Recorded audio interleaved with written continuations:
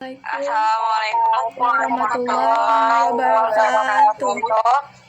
Kami dari kelompok 4 Sistem Informasi kelas E akan menyampaikan materi tentang framework TOGAF ADM guna menyelesaikan tugas mata kuliah Enterprise Architecture. Adapun anggota kelompoknya saya Anissa Lucia, Saya Aradila Fauzia. saya Putri Dwi Indonesia. Adapun materi yang akan kami sampaikan pada presentasi kali ini yaitu pengertian dari TOGAF ADM, tujuannya, karakteristiknya. Selanjutnya, apa itu framework TOGAF? The Open Group Architecture Framework atau TOGAF adalah sebuah framework yang dikembangkan oleh The Open Group Architecture Framework pada tahun 1995. Awalnya, TOGAF digunakan oleh Departemen Pertahanan Amerika Serikat. Namun, pada perkembangannya, TOGAF banyak digunakan pada berbagai bidang, seperti perbankan, industri, manufaktur, dan juga pendidikan. Ini digunakan untuk mengembangkan enterprise architecture, di mana terdapat metode dan tools yang detail untuk mengimplementasikannya. Hal inilah yang membedakan dengan framework enterprise architecture yang lain, misalnya framework Titachman. Salah satu kelebihan menggunakan framework TOGAF ini adalah karena sifatnya yang fleksibel dan bersifat open source. Selanjutnya, kita akan bahas kelebihan TOGAF. Kelebihan TOGAF itu sifatnya yang fleksibel dan bersifat open source. Yang kedua, sistematis. Yang ketiga, fokus pada siklus implementasi pada ADM dan prosesnya kaya akan area teknis arsitektur. Yang keempat, resource base yang menyediakan banyak material referensi karena melibatkan banyak pihak, terutama industri di TOGAF. Banyak yang memberikan best practice atau kejadian real di dunia nyata. Selanjutnya, kekurangan TOGAF, yaitu tidak ada template standar untuk seluruh domain, misalnya untuk membuat blok diagram. Juga tidak ada artefak yang dapat digunakan ulang atau ready-made.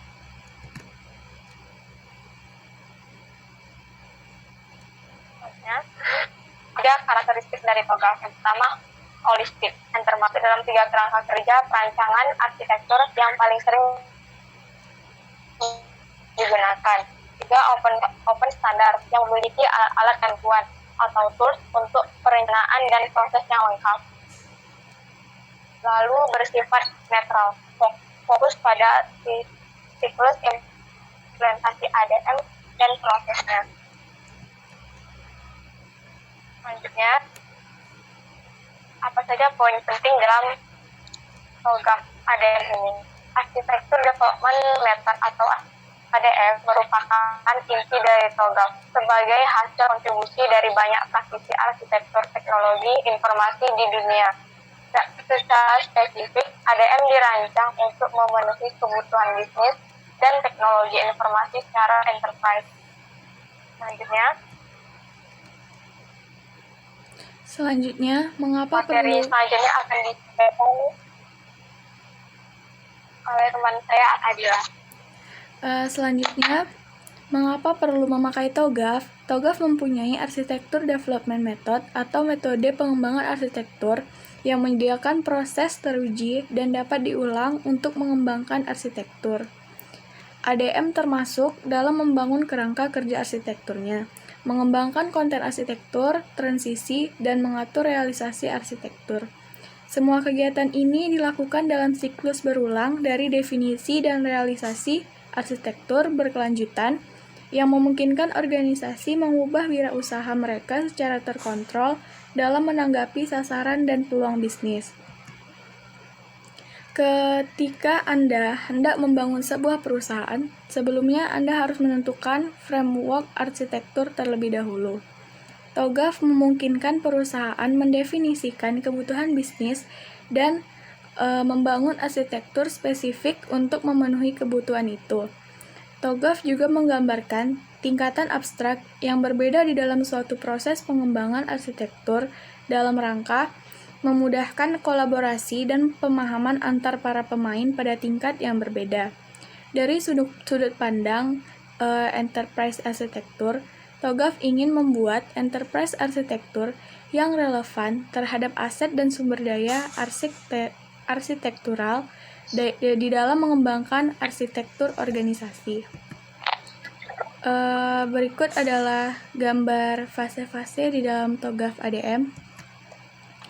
Fase yang pertama, fase preliminary. Fase ini mencangkup aktivitas persiapan untuk menyusun kapabilitas arsitektur, termasuk kustomisasi TOGAF dan mendefinisikan prinsip-prinsip arsitektur. Tujuan fase ini adalah untuk meyakinkan setiap orang yang terlibat di dalamnya bahwa pendekatan ini untuk mensukseskan proses arsitektur. Langkah-langkah dalam fase ini adalah what adalah ruang lingkup dari usaha, who, siapa yang akan memodelkannya, atau siapa orang yang akan bertanggung jawab untuk mengerjakan arsitektur tersebut, di mana mereka akan dialokasikan dan bagaimana peranan mereka. Selanjutnya, how, bagaimana mengembangkan arsitektur enterprise, atau menentukan framework dan metode apa yang akan digunakan untuk menangkap informasi. Selanjutnya, when, kapan tanggal penyelesaian arsitekturnya, dan yang terakhir, why, mengapa arsitektur ini dibangun. Hal ini berhubungan dengan tujuan organisasi, yaitu bagaimana arsitektur dapat memenuhi tujuan organisasi. Fase yang kedua, requirement management. Fase ini menguji proses pengelolaan arsitektur requirement sepanjang siklus ADM berlangsung. Langkah-langkahnya sendiri, yang pertama, kebutuhan baseline, yang kedua, monitor kebutuhan baseline, yang ketiga, mengidentifikasi kebutuhan yang berubah dan prioritas yang dicatat. Output yang dihasilkan adalah kebutuhan yang berubah dan pernyataan dampak kebutuhan. Fase yang kedua, fase A, arsitektur vision. Fase ini merupakan fase inisiasi dari siklus pengembangan arsitektur yang mencangkup pendefinisian ruang lingkup, identifikasi stakeholder, penyusunan visi arsitektur, dan pengajuan persetujuan untuk memulai pengembangan arsitektur. Tujuan dari fase ini yang pertama, menjamin evolusi dari siklus pengembangan arsitektur untuk mendapat pengakuan dan dukungan dari manajemen enterprise. Yang kedua, mensahkan prinsip bisnis, tujuan bisnis, dan pergerakan strategi bisnis organisasi. Langkah-langkahnya, yang pertama, menentukan atau menetapkan proyek, lalu mengidentifikasi tujuan dan pergerakan bisnis. Yang selanjutnya, meninjau prinsip arsitektur termasuk prinsip bisnis. Meninjau ini berdasarkan arsitektur saat ini yang akan dikembangkan. Jika hal ini sudah didefinisikan, pastikan definisi ini masih sesuai dan lakukan klarifikasi terhadap bagian yang belum jelas. Selanjutnya, mendefinisikan apa yang ada di dalam dan di luar lingkup organisasi saat ini. Selanjutnya, mendefinisikan batasan-batasan seperti waktu, jadwal, sumber daya, dan sebagainya. Selanjutnya, mengidentifikasi stakeholder, kebutuhan bisnis, dan visi arsitektur. Dan yang terakhir, mengembangkan statement of architecture work. Selanjutnya, akan dijelaskan oleh teman saya, Putri Riandani Vanesha. Selanjutnya ada fase kedua, yaitu fase B, bisnis arsitektur. Fase ini mencakup pengembangan arsitektur bisnis untuk mendukung visi arsitektur yang telah disepakati. Pada tahap ini, tools dan metode umum untuk pemodelan seperti Integration Definition atau IDEF dan Unified Modeling Language atau UML bisa digunakan untuk membangun model yang diperlukan. Tujuan dari bisnis arsitektur ini yang pertama, menguraikan deskripsi arsitektur bisnis dasar. Yang kedua, menganalisis gap antara arsitektur saat ini dan tujuan. Yang ketiga, memilih tools dan teknik relevan yang akan digunakan dalam sudut pandang yang dipilih. langkah-langkah bisnis arsitektur ini, yang pertama kita harus mengembangkan deskripsi arsitektur bisnis saat ini untuk mendukung arsitektur bisnis target. Yang kedua, mengidentifikasi reference model, sudut pandang, dan tools. Yang ketiga, melengkapi arsitektur bisnis. Yang keempat, melakukan gap analysis dan membuat laporan.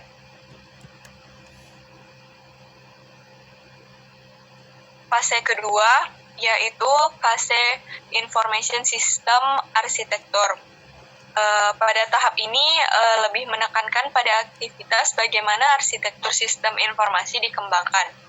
Tujuan dari fase ini mengembangkan arsitektur dalam domain data dan aplikasi. Langkah-langkah dari information system arsitektur. Yang pertama, mengembangkan deskripsi arsitektur data dasar. Yang kedua, review dan validasi prinsip, reference, model sudut pandang, dan tools. Yang ketiga, membuat model arsitektur. Yang keempat, memilih arsitektur data building block. Yang kelima, melengkapi arsitektur data. Dan yang keenam, melakukan gap analisis arsitektur data saat ini dengan arsitektur data target dan membuat laporan.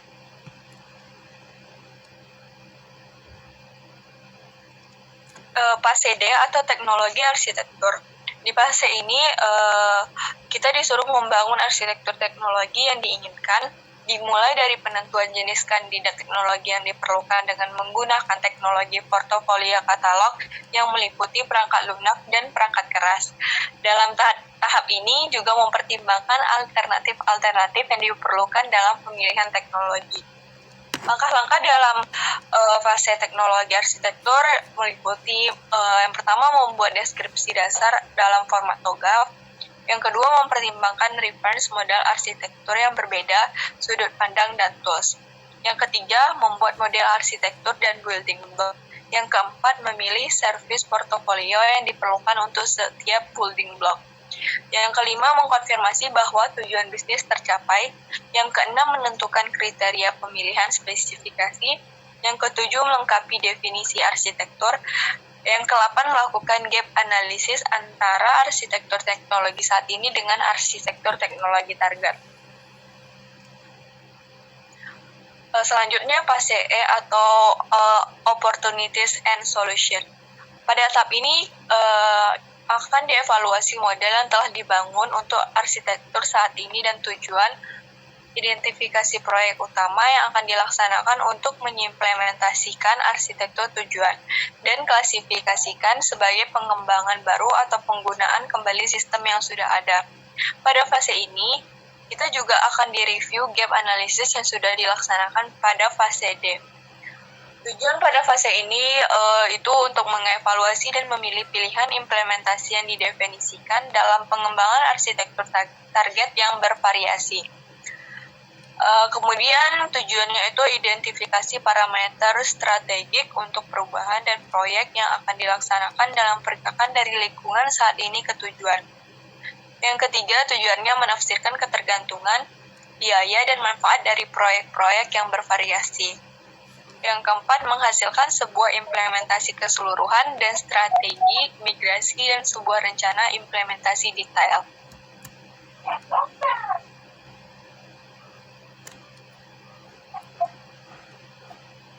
Selanjutnya, fase F, migration and planning. Pada fase ini, kita akan melakukan analisis risiko dan biaya. Tujuan dari fase ini untuk memilih proyek implementasi yang bervariasi menjadi urutan prioritas. Aktivitas mencakup penafsiran ketergantungan, biaya, manfaat dari proyek migrasi dan yang bervariasi.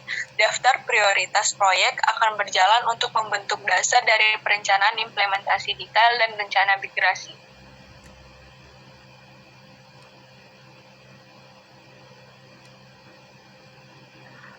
Selanjutnya ada fase G, Implementation Governance. Fase ini mencakup pengawasan terhadap implementasi arsitektur. Tujuan dari fase ini itu untuk merumuskan rekomendasi dari tiap-tiap proyek implementasi. Yang kedua, membangun kontrak arsitektur untuk memerintah proses development dan implementasi secara keseluruhan. Yang ketiga, melaksanakan fungsi pengawasan secara tepat selagi sistem sedang diimplementasikan dan dideploy. Yang keempat, menjamin kecocokan dengan arsitektur yang didefinisikan oleh proyek implementasi dan proyek lainnya.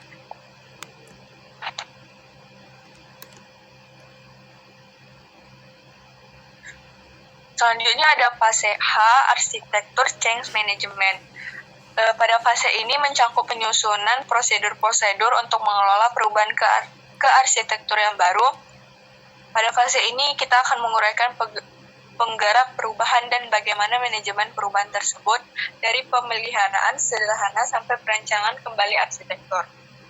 Tujuan dari arsitektur change management ini untuk menentukan atau menetapkan proses manajemen perubahan arsitektur untuk arsitektur enterprise yang baru dicapai dengan kelengkapan dari fase G. Proses ini akan secara khusus menyediakan monitoring berkelanjutan dari hal-hal seperti pengembangan teknologi dan perubahan dalam lingkungan bisnis dan menentukan apakah untuk menginisialisasi secara formal siklus evolusi arsitektur yang baru. Langkah-langkahnya, yang pertama kita harus memonitor perubahan teknologi, yang kedua memonitor perubahan bisnis, yang ketiga menilai perubahan dan pengembangan posisi untuk bertindak. Selanjutnya, mengatur pertemuan Dewan Arsitektur atau Dewan Tata Kelola yang lain. Tujuan pertemuan ini untuk memutuskan penanganan perubahan atau teknologi dan bisnis. Oke, sekian penjelasan dari kelompok kami mengenai framework TOGAF ADM. Semoga bisa dimengerti dan dipahami. Apabila ada salah kata, mohon dimaafkan. Assalamualaikum warahmatullahi wabarakatuh.